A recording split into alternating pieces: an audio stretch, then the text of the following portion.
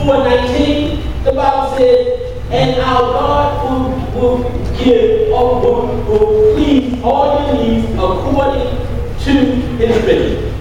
According to his riches and grace in the glory of Jesus Christ. God will supply all your needs according to his riches. He is something. What doesn't God have?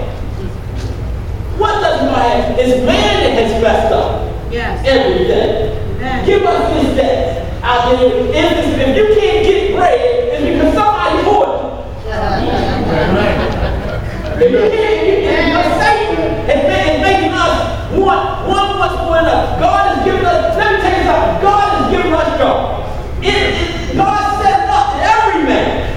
In fact, Paul says if a man don't work, he don't eat. That's right. You know what I mean? I want y'all to listen, eat it all. If men don't work, he don't eat. That's right. These guys walk around saying, I can't find a job.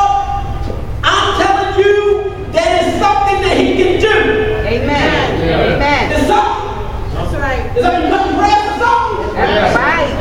Yes. If a man don't work, he don't eat. Free. God has everything according to he supplies all your needs. In fact, in Matthew 4:4, when the Spirit led Jesus into the wilderness to be tempted. In Matthew 4:4, after Jesus had been tempted by Satan, by a tempter, and Jesus, and he is Satan, let me say this about temptation. And Satan will try to tempt Jesus. Come on, church. All right. He's at work, he ain't sleeping. He ain't sleeping. Matthew 4:4. Here was Jesus' reply. Jesus said, if you're really God, he said, if you are the Son of God, command these stones to be raised. Remember, Jesus had eaten in 40 days. Right. Well, you know us. Amen. He said, okay, all right. I was going to get some real. I was like, this killing me. We can't go 10 minutes. But this is the Son of God. In Matthew 4:4, he said, but he answered and said, it is written, man shall not live on bread alone, but on every word that proceeds out of the mouth of God. God is the provider of everything. He is the provider of everything. Out of one blood, he made all nations, and he has decided whether black people would want to be taken from Africa and come over here. Come on, somebody. He decided whether the Jews were going to be exterminated by the Germans. Come on, somebody. That's right. Come on. He decided. Some people say, why am I here? Well, the only way you're going to understand why you're here and where you're going is to learn the will of God. And to learn that God is not God. You have to be in a good relationship with God in order to even obey the will of God. Amen. The next text. Next verse. And forgive us our debtors as we forgive. Forgive us our debts as we forgive our debtors. This recognizes the reality of sin. The need of forgiveness from God and the need for forgiving each other. We need forgiveness from God. John 8:21. We need to forgive each other. Matthew 6:14-15. If God forgives us as we forgive our debtors, then how many of us stand forgiven in his sight? Oh, that's a question. If God forgives us as we forgive our debtors, then how many of us stand forgiven in his sight? In other words, you won't live with God unless you forgive. Amen. You won't live unless you learn to forgive. Brother Johnson in Wednesday night class taught us about a text in Matthew, the 18th chapter. I looked at it last night. Oh, it was in England. Thank you. Okay. One of the two. Amen. Amen, somebody. Amen. But think,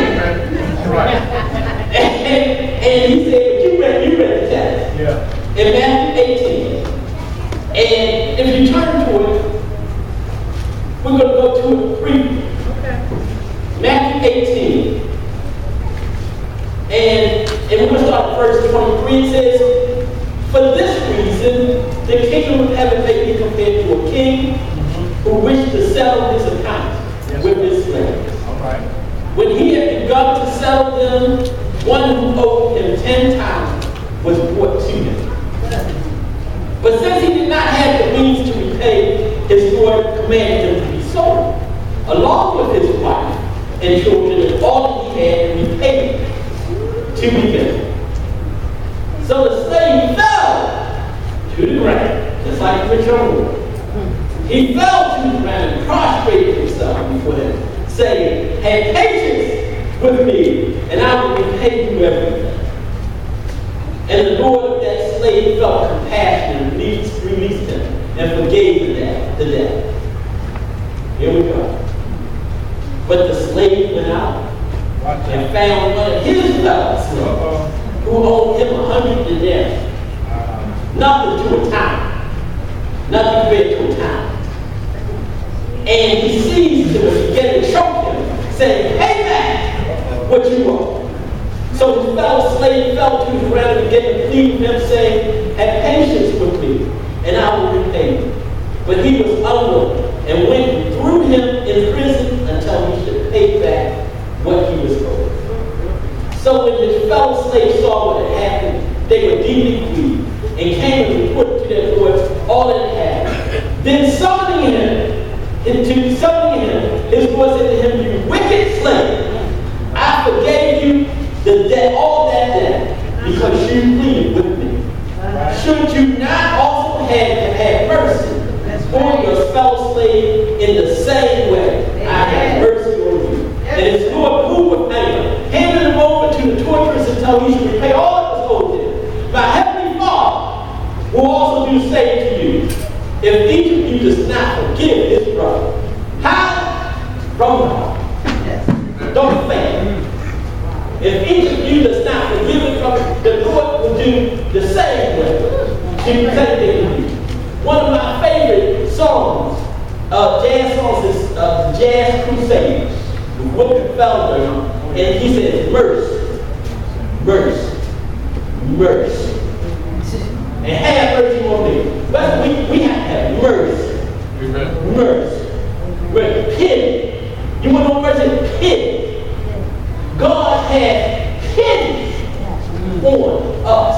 And see, we think, unless we forgive, we will now tell you something else. Unless you forgive, you won't even grow. Your growth is stuck. Because, so it says, and forgive us our debts, and we forgive our debtors. And lead us not into temptation. And lead us not into temptation. Here we see a recognition of temptation, not the singular. We see a recognition of temptation. It is not an illusion. Temptation is not an illusion. Jesus, the Spirit led Jesus into the wilderness to be tempted of Satan. We can see it in Matthew 4, 1 through 4. However, James 1:13 says, God tempts no man. God tempts no man. Come on. But man is tempted when he's drawn away of his own lust and enticed. Amen. For y'all 50, 60 and older people, Flip Wilson often said, the devil made me do it. Oh. The devil has not made, the devil tempts you, but he does not make you do nothing. Amen. I hear so many times, oh, the devil. Look, let me tell you something. The devil just knows what you like. Amen. And he says, I'm going to give you the opportunity, Rodney. Yeah. I know you like that, so here we go. You're not teaching, you're not preaching. Right. So you know what you like, Rodney. You know what you, I know what you like. Watch out now. Ain't nobody around you. You can hit it and quit it. Like anything to hit it, quit it. And get back. And repent.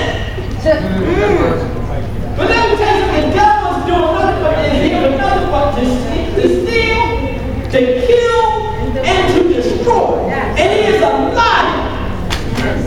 He is a liar. know the truth, and the truth is what makes you free.